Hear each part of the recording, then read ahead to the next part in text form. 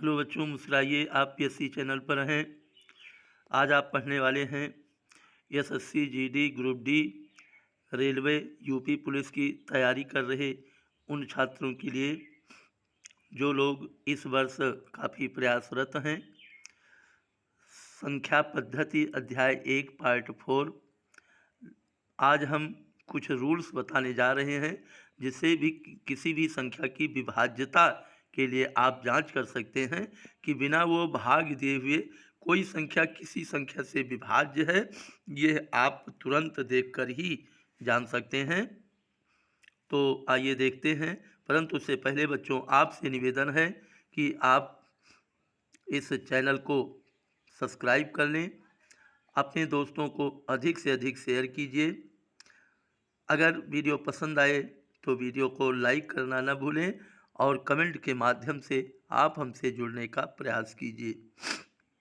तो आइए देखते हैं। पहला है 2 से विभाज्यता।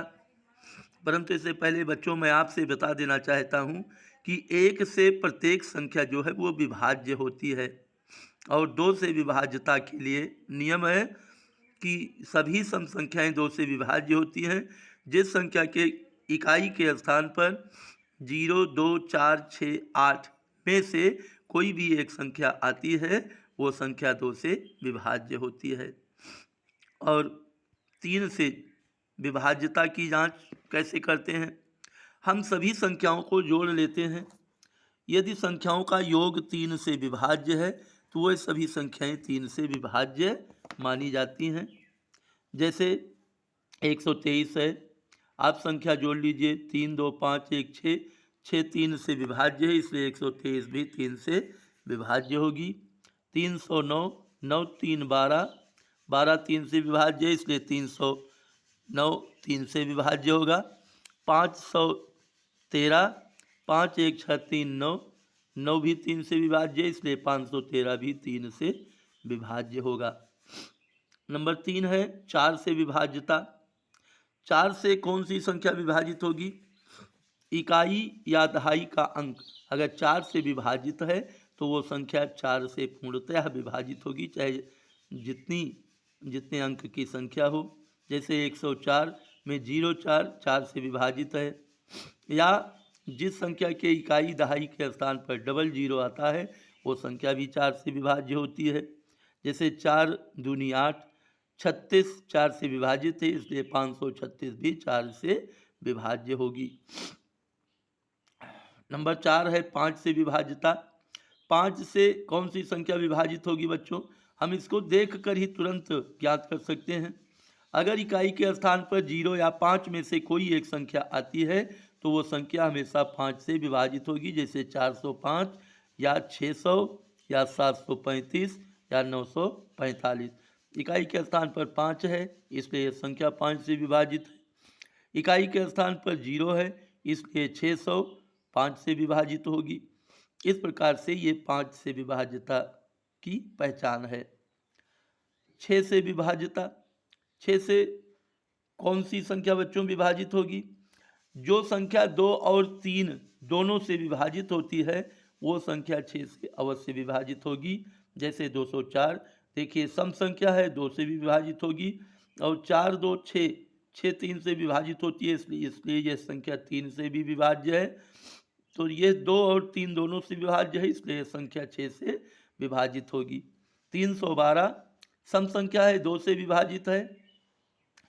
और 3 1 4 2 6 3 से भी विभाजित है, इसलिए ये संख्या 6 से विभाजित होगी। इसी प्रकार 606, 720, 729 और सम संख्या है, 2 से विभाजित है और 3 से भी, इसलिए 6 से विभाजित है।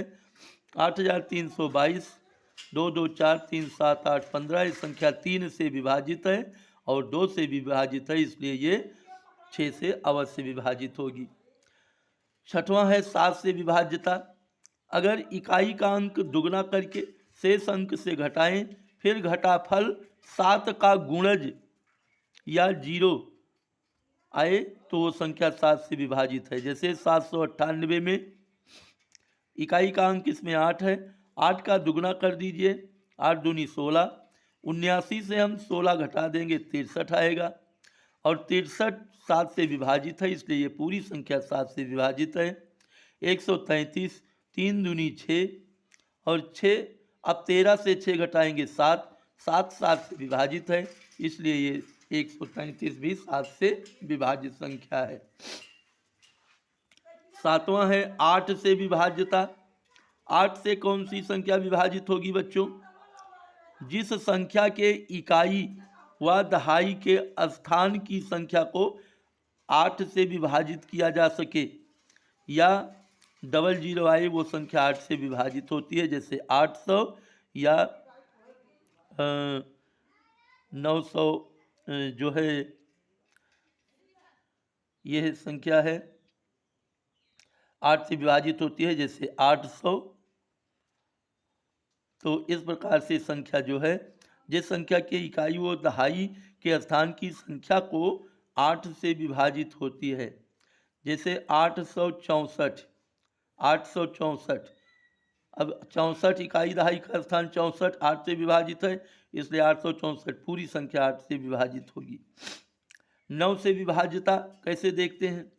जिस संख्या का योग 9 से विभाजित हो, यानी कि अंक में इकाई दहाई सैकड़ा जो भी संख्या हो, हम संख्या के अंकों को का योग कर लेते हैं। अगर वो 9 से कटती है तो पूरी संख्या 9 से विभाजित होती है। जैसे 6 2 8 1 9, 9 9 से विभाजित है, इसलिए 621 9 से विभाजित होगी। 5 2 7 2 9, 9 9 से विभाजित है, इसलिए 522 भी क्या है, ये 9 से विभाजित है। तो 10 से विभाज्यता की जांच कैसे करते हैं? बहुत आसान है बच्चों। जिस संख्या के इकाई के स्थान पर 0 यानी शून्य आता है, वो संख्या हमेशा 10 से विभाजित होगी। उम्मीद करता हूँ कि ये सारे रूल्स जो हैं वो आपकी समझ में अच्छी तरह से आ गया होगा। और इस चैप्टर का शेष सवाल जो है वो अगले पार्ट में लेकर, इस टाइप का जो भी सवाल होगा वो अगले पार्ट में लेकर आएंगे। वीडियो लंबा ना हो, इसलिए आप आज बस यही इतना। और आपसे निवेदन है कि वीडियो को सब्सक्राइब अवश्य कर लीजिए बच्चों, और अपने दोस्तों को अधिक से अधिक संख्या में शेयर कीजिए। अगर वीडियो पसंद आता है तो लाइक कीजिए, और इस चैनल से कमेंट के माध्यम से आप हमसे जुड़ने का प्रयास अवश्य कीजिए। Best of luck.